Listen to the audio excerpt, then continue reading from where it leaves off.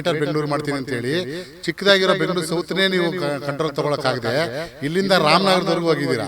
ಅಲ್ಲಿ ಇನ್ನಿಷ್ಟ ಹಗರಣ ಆಗ್ಬೋದು ಲೆಕ್ಕ ಹಾಕೊಂಡು. ಸರ್ಕಾರಿ ಗೋಮಾಳ ಜಾಗದಲ್ಲಿ ಯಾವ ರೀತಿಯಲ್ಲಿ ಅವ್ರು ಕೊಡೋದಕ್ಕೆ ಬರುತ್ತೆ? ಗೋಮಾಳಗಳೇನು ಇವರಪ್ಪಂದಿರ ಆಸ್ತಿಯೇ? ಒಂದೇ ಕುಟುಂಬದ ಹೆಸರಿನಲ್ಲಿ 4 ಎಕರೆ ಜಾಗ. ನಾಯಿ ಕೊಡೆಗಳಂತೆ ತಲೆ ಎತ್ತುತ್ತಿವೆ ಅನಧಿಕೃತ ಬಡಾವಣೆ. ಸರ್ಕಾರಿ ಜಾಗಕ್ಕೆ ಕಣ್ಣು ಹಾಕಿದ್ರಾ ಭೂಕಳ್ಳರು? ಗೋಮಾಳದಲ್ಲಿ ಕಾರ್ಖಾನೆ ಮತ್ತು ಫ್ಯಾಕ್ಟರಿಗೆ ಅನುಮತಿ ಕೊಟ್ಟವರು ಯಾರು? ಸರ್ಕಾರಿ ಗೋಮಾಳ ಜಾಗದ ಫ್ಯಾಕ್ಟರಿಗಳಿಗೆ ವಿದ್ಯುತ್ ಸಂಪರ್ಕ. ಬೇರೆ ವ್ಯಕ್ತಿಗಳು ಸರ್, ಅವ್ರ ಹೆಸರು ಹೇಳೋಕ್ಕಾಗಲ್ಲ, ಯಾಕಂದರೆ ಅವರೆಲ್ಲ ತುಂಬ ಪವರ್ಫುಲ್ ವ್ಯಕ್ತಿಗಳು. ನನ್ನ ಹತ್ರ ಏನಿದೆ ಆ ಡಾಕ್ಯುಮೆಂಟ್ ಕೊಟ್ಟು ನಾನು ಬೆಸ್ಕಾಮಿಂದ ನಾನು ಮೀಟ್ರ್ ತೊಗೊಂಡ್ರು ನಂಗೆ ಒಂದೆರಡು ದಿನ ಕರೆಂಟ್ ಕೊಟ್ಟರು ಮತ್ತೆ ಕಿತ್ಕೊಂಡೋದ್ರು ಸರ್. ನಾನು ಇಲ್ಲಿ ಏನೋ ಬಡವ ಸರ್, ನಾನು ಸಡ್ ಹಾಕೊಂಡಿದ್ದೀನಿ ಸರ್, ನಾನು ನಮ್ಮ ಅಪ್ಪನ ಆಸ್ತಿ ಸರ್ ನಂದು. ನನಗೆ ಮೋಸ ಮಾಡ್ಬಿಡಿ ಸರ್, ದಯವಿಟ್ಟು ಕೈ ಮುಚ್ಚಿ ಕೇಳ್ಕೊಳ್ತೀನಿ. ಬೇರೆಯವ್ರಿಗೆ 2 ಎಕರೆ ಇರೋದನ್ನ 4 ಎಕರೆ ಮಾಡ್ತೀರಾ ನೀವು? ಬೇಡ ಸರ್, ನಮ್ಗೇನಿಲ್ಲ ಸರ್ ಗತಿ, ನಮ್ಗೆ ಇದು ಮಾಡಿಕೊಡಿ ಸರ್ ದಯವಿಟ್ಟು. ಗ್ರ್ಯಾಂಡ್ ಮಾಡಿಕೊಡ್ರಿ. ನಿಮ್ಮಲ್ಲಿ ಕಳೆ ಪ್ರಾರ್ಥನೆ ಮಾಡ್ತೀನಿ, ದಯವಿಟ್ಟು ಗ್ರ್ಯಾಂಡ್ ಕೊಡ್ರಿ. ಬಿಬಿಎಂಪಿ ಅಧಿಕಾರಿಗಳು ಮತ್ತೆ ಬೆಸ್ಕಾಂ ಇಲಾಖೆ ಅಧಿಕಾರಿಗಳು ಸರ್ಕಾರಿ ಗೋಮಾಳ ಜಾಗದಲ್ಲಿ ಈ ರೀತಿ ಶೆಡ್ಗಳನ್ನ ನಿರ್ಮಾಣ ಮಾಡಿ ಇವತ್ತು ಬೆಳಗ್ಗೆ ಸರ್ಕಾರಿ ಭೂಮಿ ಇರೋದನ್ನ ನಾಳೆ ಬೆಳಗ್ಗೆ ಅವ್ರ ಹೆಸರು ಪಾಣಿ ಮಾಡಿಸ್ಕೊಂಡು ಬಂದಿರ್ತಾರೆ. ಏನಿದ್ರ ಅರ್ಥ? ಏನ್ ಮಾಡ್ತಾ ಇದೆ ಸರ್ಕಾರ? ಅಧಿಕಾರಿಗಳು ಏನ್ ಮಾಡ್ತಾವ್ರೆ? ಯುವಗಳು ಏನ್ ಮಾಡ್ತಾರೆ? ಬಿಬಿಎಂಪಿ ಅಧಿಕಾರಿಗಳು ಏನ್ ಮಾಡ್ತಾರೆ? ಇದಕ್ಕೆ ಸಂಬಂಧಪಟ್ಟಂಗೆ ಬೆಸ್ಕಾಂ ಇಂದ ಕರೆಂಟ್ ಪವರ್ ಕಲೆಕ್ಷನ್ ಗಳನ್ನ ಕೊಟ್ಟಿರ್ತಾರೆ. ಸರ್ಕಾರಿ ಗೋಮಾಳ ಜಾಗದಲ್ಲಿ ಯಾವ ರೀತಿಯಲ್ಲಿ ಅವ್ರು ಕೊಡೋದಕ್ಕೆ ಬರುತ್ತೆ?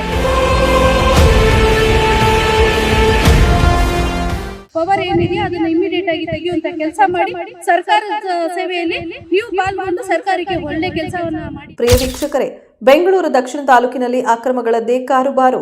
ಕಂಡ ಸರ್ಕಾರಿ ಜಾಗಗಳು, ಗೋಮಾಳಗಳು ಭೂಕಳ್ಳರ ಪಾಲಾಗುತ್ತಿದೆ. ಅನಧಿಕೃತ ಬಡಾವಣೆಗಳು ತಲೆ ಎತ್ತಿವೆ. ಶೆಡ್ಗಳು ರಾತ್ರೋರಾತ್ರಿ ಮೇಲೇಳುತ್ತಿವೆ. ಆದರೂ ಅಧಿಕಾರಿಗಳು ಮಾತ್ರ ಕಣ್ಮುಚ್ಚಿ ಕುಳಿತಿದ್ದಾರೆ. ಭೂಗಳ್ಳರೊಂದಿಗೆ ಶಾಮೀಲಾಗಿ ಸರ್ಕಾರಿ ಜಾಗಗಳನ್ನ ಅವರಪ್ಪಂದಿರ ಆಸ್ತಿಯಂತೆ ಅವರ ಕೈಗಿಟ್ಟು ದಂಡಿಯಾಗಿ ದುಡ್ಡು ಮಾಡ್ತಿದ್ದಾರೆ. ಇವತ್ತು ಬೆಳಗ್ಗೆ ಸರ್ಕಾರಿ ಭೂಮಿ ಇರೋದನ್ನ ನಾಳೆ ಬೆಳಗ್ಗೆ ಅವ್ರ ಹೆಸರಿಗೆ ಪಾಣಿ ಮಾಡಿಸ್ಕೊಂಡು ಬಂದಿರ್ತಾರೆ. ಏನಿದ್ರ ಅರ್ಥ? ಏನು ಮಾಡ್ತಾ ಇದೆ ಸರ್ಕಾರ? ಅಧಿಕಾರಿಗಳು ಏನು ಮಾಡ್ತಾವ್ರೆ? ಯುವಗಳು ಏನು ಮಾಡ್ತಾರೆ? ಬಿಬಿಎಂಪಿ ಅಧಿಕಾರಿಗಳು ಏನು ಮಾಡ್ತಾರೆ? ಅನಧಿಕೃತವಾಗಿರುವಂಥ ಜಾಗದಲ್ಲಿ, ಗೋಮಾಳ ಜಾಗದಲ್ಲಿ ಬಿಲ್ಡಿಂಗ್ ಕಟ್ತಾರೆ. ಅವ್ರಿಗೆ KEB ಕಲೆಕ್ಷನ್ ಹೆಂಗೆ ಕೊಡ್ತಾರೆ? ಕಾವೇರಿ ನೀರು ಹೆಂಗೆ ಕೊಡ್ತಾರೆ? ಯಾವ ರೋಡ್ ಯಾವ ಥರ ಫಸ್ಟ್ ಆಫ್ ಆಲ್ ರೋಡ್ ಮಾಡ್ತಾರೆ ಅವರು. ಮೂಲಭೂತ ಸೌಕರ್ಯ ಯಾಕೆ ಕೊಡಬೇಕು? ಸರ್ಕಾರಿ ಜಾಗದಲ್ಲಿ ಕಟ್ಟುವಂಥ ಮನೆಗಳಿಗೆ ಮೂಲಭೂತ ಯಾಕೆ ಸೌಕರ್ಯ ಕೊಡಬೇಕು? ಬಡವರು ಇಲ್ವಾ?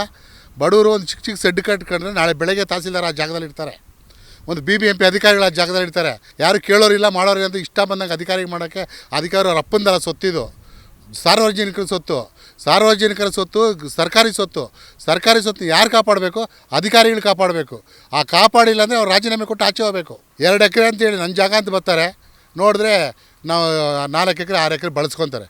ಏನು ಅರ್ಥ ಇದಕ್ಕೆ? ಇದೆಲ್ಲ ಆಗಬಾರ್ದು.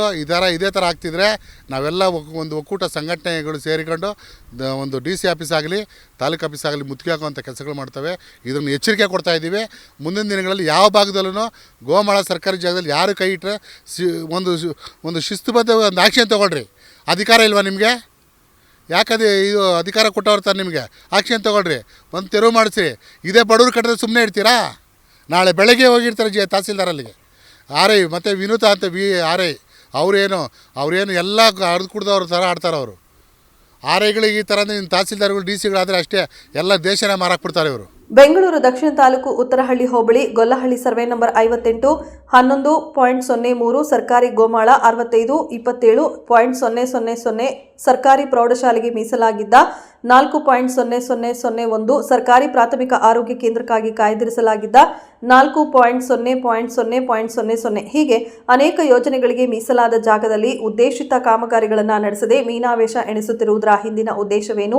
ಸದರಿ ಸರ್ಕಾರಿ ಜಾಗಗಳಲ್ಲಿ ನಕಲಿ ದಾಖಲಾತಿಗಳನ್ನು ಒದಗಿಸಿ ಅನಧಿಕೃತವಾಗಿ ಬಡಾವಣೆಗಳು, ಶೆಡ್ಗಳು ತಲೆ ಎತ್ತಿದ್ರು ಅಧಿಕಾರಿಗಳ ಕಣ್ಣಿಗೆ ಇದು ಕಾಣುತ್ತಿಲ್ಲವೇ? ಬೆಸ್ಕಾಂ ಅಧಿಕಾರಿಗಳು ಗೋಮಾಳ ಜಾಗಕ್ಕೆ ವಿದ್ಯುತ್ ಸಂಪರ್ಕವಾದರೂ ಹೇಗೆ ಕೊಡುತ್ತದೆ? ಗೊಲ್ಲಹಳ್ಳಿ ವಾಸದಲ್ಲಿ ನಮ್ಮ ತಂದೆಯವರಿಗೆ 2 ಎಕರೆ ಗ್ರಾಂಟ್ ಆಗಿದ್ದವು ಸರ್. ಆ 2 ಎಕರೆ ಗ್ರಾಂಟಲ್ಲಿ ನಾನು ಸುಮಾರು ಒಂದು 50 ವರ್ಷದಿಂದ ನಮ್ಮ ತಂದೆ ಕಾಲದಿಂದ ಉಳುಮೆ ಬೆಳೆ ಮಾಡ್ಕೊಂಡು ಬರ್ತಾಯಿದ್ರಿ ಸರ್. ನಾವು ಆವಾಗಿಂದ ಇಲ್ಲಿ ಪೊಸಿಷನ್ ನಾವು ಇದ್ದೀರಿ ಸರ್. ಅದಕ್ಕೋಸ್ಕರ ಈಗ ಇಲ್ಲಿ ನಾನು ಬಂದು ಪೊಸಿಷನ್ ಸೆಡ್ ಕಟ್ಕೊಂಡು ಇರೋದ್ರಿಂದ ಅಕ್ಕಪಕ್ಕ ಲೇಔಟ್ ಅವರು ಇಲ್ಲಿ ಬೇರೆ ಬೇರೆ ವ್ಯಕ್ತಿಗಳು ಸರ್, ಅವ್ರ ಹೆಸರು ಹೇಳೋಕ್ಕಾಗಲ್ಲ, ಯಾಕಂದರೆ ಅವರೆಲ್ಲ ತುಂಬ ಪವರ್ಫುಲ್ಲು ವ್ಯಕ್ತಿಗಳು. ಅದಕ್ಕೋಸ್ಕರ ನಾನು ಇಲ್ಲಿ ಪೊಸಿಷನ್ ಇರೋದ್ರಿಂದ ನಾನು ನನ್ನ ಡಾಕ್ಯುಮೆಂಟ್ ಕೊಟ್ಟು ನನ್ನ ಹತ್ರ ಏನಿದೆ ಆ ಡಾಕ್ಯುಮೆಂಟ್ ಕೊಟ್ಟು ನಾನು ಬೆಸ್ಕಾಮಿಂದ ನಾನು ಮೀಟ್ರ್ ತೊಗೊಂಡ್ರು ನಂಗೆ ಒಂದೆರಡು ದಿನ ಕರೆಂಟ್ ಕೊಟ್ಟರು ಮತ್ತೆ ಕಿತ್ಕೊಂಡೋದ್ರು ಸರ್. ನೋಡಿ ಮೀಟ್ರಲ್ಲಿದೆ. ಅದು ಹಂಗಾಗಿ ನಾನು ತುಂಬ ತೊಂದರೆ ಕೊಡ್ತಾ ಇದೆ ಸರ್. ನಾನು ಇಲ್ಲಿ ಏನೋ ಬಡವ ಸರ್, ನಾನು ಸೆಡ್ ಹಾಕೊಂಡು ಇದ್ದೀನಿ ಸರ್. ನಮ್ಮ ಅಪ್ಪನ ಆಸ್ತಿ ಸರ್ ನಂದು. ನನಗೆ ಮೋಸ ಮಾಡಿಬಿಡಿ ಸರ್, ದಯವಿಟ್ಟು ನಿಮಗೆ ಕೈ ಮುದ್ದು ಕೇಳ್ಕೊತೀನಿ. ನಮ್ಮ ಗ್ರ್ಯಾಂಡ್ ಜಮೀನು ನಮ್ಮ ತಂದೆದಿದ್ದು ಬೇರೆ ಬಿಟ್ಟರೆ ನಮ್ಗೆ ಬೇರೆದು ಯಾವುದು ಇಲ್ಲ ಸರ್. ದಯವಿಟ್ಟು ನಮ್ಮ ಗ್ರ್ಯಾಂಡ್ದಾರಿಗೆ ನೀವು ಗ್ರ್ಯಾಂಡ್ ಮಾಡಿಕೊಡ್ರಿ.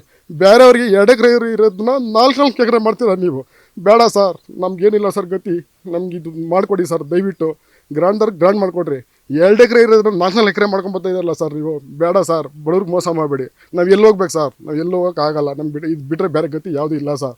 ಅದಕ್ಕೋಸ್ಕರ ನಿಮ್ಮಲ್ಲಿ ಕಳೆ ಪ್ರಾರ್ಥನೆ ಮಾಡ್ತೀನಿ, ದಯವಿಟ್ಟು ಗ್ರ್ಯಾಂಡ್ದಾರಿಗೆ ಗ್ರ್ಯಾಂಡ್ ಕೊಡ್ರಿ. ಬಡವ್ರಿಗೆ ಕೈ ಹಿಡೀರಿ ಸರ್, ಬಡವ್ರಿಗೆ ಕೈ ಹಿಡೀರಿ. ದುಡ್ಡಿರೋ ಕೈ ಹಿಡಿಬೇಡಿ ದಯವಿಟ್ಟು. ಅಧಿಕಾರಿಗಳೇ ಎಲ್ಲರಿಗೂ ನಿಮ್ಗೆ ಹೇಳ್ತಾ ಇದ್ದೀನಿ ಸರ್, ದಯವಿಟ್ಟು ನಮ್ಮ ಬಡವ್ರಿಗೆ ಹೆಲ್ಪ್ ಮಾಡಿ ಸರ್. ಬೆಂಗಳೂರು ದಕ್ಷಿಣ ಜಿಲ್ಲೆ ತಾಲೂಕು ವ್ಯಾಪ್ತಿಯಲ್ಲಿ ಇಂತಹ ಸಾಕಷ್ಟು ಸರ್ಕಾರಿ ಜಮೀನುಗಳಿದ್ದು ಸರ್ಕಾರಿ ಜಾಗಗಳನ್ನು ಉಳಿಸುವತ್ತ ಡಿಸಿಯಾಗಲಿ ಸಂಬಂಧಪಟ್ಟ ಅಧಿಕಾರಿಯಾಗಲಿ ಗಮನ ಹರಿಸದೇ ಇರಲು ಕಾರಣವಾದರೂ ಏನು? ಭೂಕಳ್ಳರ ಜೊತೆ ಶಾಮೀಲಾಗಿ ಇವರೇ ಸರ್ಕಾರಿ ಭೂಮಿ ಕಬಳಿಕೆ ಸಾಥ್ ನೀಡಿದ್ದಾರಾ ಎಂಬ ಅನುಮಾನಗಳು ದಟ್ಟವಾಗುತ್ತಿದೆ. ಒಂದೇ ಕುಟುಂಬಕ್ಕೆ 4 ಎಕರೆ ಭೂಮಿ ಮಂಜೂರಾಗಿದೆ ಎಂದು ಹೇಳಿ ನಕಲಿ ದಾಖಲಾತಿಗಳೊಂದಿಗೆ ಮಂಜೂರು ಮಾಡಿಕೊಳ್ಳುತ್ತಿದ್ದಾರೆ. ಈ ಬಗ್ಗೆ ಯಾವುದೇ ಕ್ರಮ ಜರುಗಿಸಿಲ್ಲ. ಕಂದಾಯ ಇಲಾಖೆ ಮತ್ತು ಬಿಬಿಎಂಪಿ ಹಾಗೂ ಜಿಲ್ಲಾ ಪಂಚಾಯಿತಿ ಅಧಿಕಾರಿಗಳು ಒಬ್ಬರ ಮೇಲೆ ಒಬ್ಬರು ಗೂಬೆ ಕೂರಿಸುವ ಕೆಲಸ ಮಾಡ್ತಿದ್ದಾರೆ. ತಹಸೀಲ್ದಾರ್ ಶ್ರೀನಿವಾಸ್ ಅವರು ಕೂಡ ರಿಪೋರ್ಟ್ ಹಾಕಿರ್ತಾರೆ. ಆ ರಿಪೋರ್ಟಲ್ಲಿ ಹೇಳ್ತಾರೆ ಕೆಲವು ವ್ಯಕ್ತಿಗಳು ಯಾರ್ಯಾರು ನಕಲಿ ದಾಖಲಾತಿಗಳು ಮಾಡಿಕೊಂಡು ಲರ್ಜರ್ಗಳು ಎಂಟ್ರಿಗಳು ಮಾಡಿಕೊಂಡು ಏನು ಮಾಡಿರ್ತಾರೆ ಅವ್ರದ ಬಗ್ಗೆಯಲ್ಲಿ ಬೋಗಸ್ ನಕಲಿ ದಾಖಲಾತಿಗಳು ಅಂತ ರಿಪೋರ್ಟ್ ಹಾಕಿದ್ದೀವಿ, ಅದನ್ನು ಹಾಗೆ ತೆರವುಗೊಳಿಸ್ತೀವಿ ಅಂತ ನಮ್ಮ ಹತ್ರ ಮಾಹಿತಿ ಕೊಡ್ತಾರೆ. ಮಾಹಿತಿ ಕೊಡ್ತಾ ಇದ್ದಾಗೇ ಈ ರೀತಿಯಲ್ಲಿ ಇಲ್ಲಿ ಕೆಲಸ ನಡೆಯುತ್ತೆ. ಆದರೂ ಕೂಡ ನಾನು ಕಾಲ್ ಮಾಡಿ RI ವಿನೋತ್ ಅವ್ರಿಗೆ ಕೆಲವು ಅಧಿಕಾರಿಗಳಿಗೆ ಇಂಟಿಮೇಷನ್ ಮಾಡ್ತೀನಿ, ಈ ರೀತಿಯಲ್ಲಿ ನಡೀತಾ ಇದೆ, ನೀವು ನನಗೆ ರಿಪೋರ್ಟ್ ಕೊಟ್ಟಿದ್ದೀರಾ, ಎಷ್ಟರ ಮಟ್ಟಕ್ಕೆ ನೀವು ಅವ್ರ ಜೊತೆ ಶಾಮೀಲಾಗಿದ್ದೀರಾ ಅಂತ ಪ್ರಶ್ನೆ ಮಾಡಿದಾಗ ಅವರು ಇದಕ್ಕೆ ಉತ್ತರ ಕೊಡೋದಕ್ಕೆ ರೆಡಿ ಇರೋದಿಲ್ಲ. ಇಂಥ ಭೂಕಬಳಿಕೆ ಮಾಡುವಂಥ ಜನಗಳಿಗೆ ನೀವು ಯಾಕೆ ಅನುಕೂಲ ಮಾಡಿಕೊಡ್ತಾ ಇದ್ದೀರಾ? ಲಂಚದ ಆಸೆಗೆ ಯಾಕೆ ನೀವು ಇದು ಮಾಡ್ತಿದ್ದೀರಾ? ಸರ್ಕಾರಿ ಸಂಬಳ ನೀವು ತಗೊಂಡು ಸರ್ಕಾರಕ್ಕೆ ಯಾಕೆ ಮೋಸ ಮಾಡ್ತಾ ಇದ್ದೀರಾ? ವಂಚನೆ ಯಾಕೆ ಮಾಡ್ತಿದ್ದೀರಾ? ಮತ್ತು ಇನ್ನೂ ಒಂದು ಸಮಸ್ಯೆ ಏನಾಗಿದೆ ಅಂದರೆ ರಿಯಲ್ ಗ್ರ್ಯಾಂಟ್ದಾರದು ರೆಕಾರ್ಡ್ ರೂಮಲ್ಲಿ ರೆಕಾರ್ಡೇ ಇಲ್ಲ ಅಂತ ಹೇಳ್ತೀರಾ. ರೆಕಾರ್ಡ್ ಇಲ್ಲ ಅಂತಂದರೆ ಸರ್ಕಾರದಲ್ಲಿ ಇನ್ನೂ ಯಾವ ಮಟ್ಟಕ್ಕೆ ಹಗರಣ ನಡೀತಾ ಇದೆ? ನನ್ನ ಪ್ರಶ್ನೆ, ಮರು ತನಿಖೆ ಮಾಡಿ. ಆ ರೈತರಿಗೆ ಏನು ಗ್ರ್ಯಾಂಟ್ ಆಗಿದೆಯೋ 2 ಎಕರೆ ಗ್ರ್ಯಾಂಟ್ ಆಗಿರೋದು 2 ಎಕರೆ ಗ್ರ್ಯಾಂಟ್ ಮಾಡಿ ರೀಗ್ರ್ಯಾಂಟ್ ಮಾಡಿಕೊಡಿ. ಸ್ಥಳೀಯರಿಗೆ, ಗ್ರಾಮಸ್ಥರುಗಳಿಗೆ ಯಾರಿದ್ದಾರೆ ಅದನ್ನು ನೀವು ತನಿಖೆ ಮಾಡಿ. ಅದನ್ನು ಬಿಟ್ಬಿಟ್ಟು 2 ಎಕರೆ ಗ್ರ್ಯಾಂಟ್ ಆಗಿರೋದನ್ನು ತೊಗೊಂಡೋಗಿ 4 ಎಕರೆ ಗ್ರ್ಯಾಂಟ್ ಆಗಿದೆ ಅಂತ ಹೇಳಿ ಒಂದೊಂದು ಕುಟುಂಬಕ್ಕೆ ತಲಾ 4 ಎಕರೆ ಅಂದರೆ ಒಂದೇ ಕುಟುಂಬದಲ್ಲಿರುವಂಥವ್ರಿಗೆ 20 ಎಕರೆ 30 ಎಕರೆ ಈ ರೀತಿಯಲ್ಲಿ ಗ್ರ್ಯಾಂಟ್ ಆಗಿದೆ ಅಂತ ನೀವು ಸೃಷ್ಟಿಸ್ತೀರಾ. ಆದರೆ ಅದ್ರ ಪರಿಣಾಮ ಏನಾಗುತ್ತೆ ಅನ್ನೋ ಭಯ ಇಲ್ಲದೆ ನೀವು ಈ ರೀತಿಯಲ್ಲಿ ಮಾಡಬೇಕಾದ್ರೆ ಇನ್ನು ಎಷ್ಟರ ಮಟ್ಟಿಗೆ ನೀವು ಈ ರೀತಿಯಲ್ಲಿ ಸರ್ಕಾರಿ ಜಾಗವನ್ನು ಹಾಳು ಮಾಡುವಂಥ ಕೆಲಸಗಳು ಮಾಡ್ತಿದ್ದೀರಾ, ಕಬಳಿಸುವಂಥ ಕೆಲಸಗಳು ಮಾಡ್ತಿದ್ದೀರಾ. ಮತ್ತು ಇದೇ ಸರ್ವೆ ನಂಬರ್ 58ರಲ್ಲಿ DC ಅವ್ರ ಆದೇಶ ಆಗಿರುತ್ತೆ ಏನಂತ, ಸರ್ಕಾರಿ ಶಾಲೆಗೆ ಒಂದು 4 ಎಕರೆ, ಸರ್ಕಾರಿ ಹಾಸ್ಪಿಟಲ್ಗೆ 4 ಎಕರೆ ಅಂತ ಗ್ರ್ಯಾಂಟ್ ಮಾಡಿರ್ತೀರಾ. ಸೊ ಗ್ರ್ಯಾಂಟ್ ಆದ ನಂತರ ಇಷ್ಟು ದಿನ ಒಂದು 3 ವರ್ಷ 4 ವರ್ಷ ಆಗ್ತಾ ಬಂತು. ಅದ್ರ ಬಗ್ಗೆ ನೀವೇನು ಆ್ಯಕ್ಷನ್ಸ್ ತೊಗೊಂಡಿದ್ದೀರಾ? ಯಾಕೆ ಕಾಮಗಾರಿ ಮಾಡ್ತಿಲ್ಲ? ಯಾಕೆ ಡೆವಲಪ್ಮೆಂಟು ಸಾರ್ವಜನಿಕರುಗಳಿಗೆ ಒಳ್ಳೆಯ ವಿಚಾರವಾಗಿ ಒಳ್ಳೆಯದಾಗೋಂಥದ್ದನ್ನು ಯಾಕೆ ತಡೆಗಟ್ತಿದ್ದೀರಾ? ಯಾಕೆ? ಅದಕ್ಕೆ ನಮ್ಮ ಪ್ರಶ್ನೆಗೆ ನೀವು ಉತ್ತರ ಕೊಡಬೇಕು. ಇನ್ನು ಕಂದಾಯ ಸಚಿವರೇ, ನೀವೇನ್ ಮಾಡ್ತಿದ್ದೀರಾ? ಅತ್ತ DK ಶಿವಕುಮಾರ್ ಅವರು ಗ್ರೇಟರ್ ಬೆಂಗಳೂರು ಮಾಡಲು ಹೊರಟಿದ್ದಾರೆ. ರಾಮನಗರವನ್ನ ಗ್ರೇಟರ್ ವ್ಯಾಪ್ತಿಗೆ ತರುತ್ತಿದ್ದಾರೆ. ಇಲ್ಲಿ ನೋಡಿದ್ರೆ ಬೆಂಗಳೂರು ದಕ್ಷಿಣವೇ ಅಪೋಷಣವಾಗುತ್ತಿದೆ. ಮೊದಲು ಬೆಂಗಳೂರು ದಕ್ಷಿಣ ಉಳಿಸಿಕೊಳ್ಳುವ ಕೆಲಸ ಮಾಡಿ, ಭ್ರಷ್ಟ ಅಧಿಕಾರಿಗಳಿಗೆ ಚಾಟಿ ಬೀಸಿ, ಸರ್ಕಾರಿ ಭೂಗಳನ್ನ ರಕ್ಷಿಸಿ. DC ಈ ಬಗ್ಗೆ ಗಮನ ಹರಿಸಿ ತಕ್ಷಣವೇ ಕ್ರಮ ಕೈಗೊಳ್ಳದಿದ್ದರೆ ಸರ್ಕಾರಿ ಜಾಗಗಳೇ ಮಂಕಮಾಯವಾಗೋದ್ರಲ್ಲಿ ಅನುಮಾನವಿಲ್ಲ. DKಶಿ ಅವರ ಗ್ರೇಟರ್ ಕನಸಿಗೆ ಭ್ರಷ್ಟ ಅಧಿಕಾರಿಗಳೇ ಅಡ್ಡಲಾಗಿರುವುದಂತೂ ಸುಳ್ಳಲ್ಲ.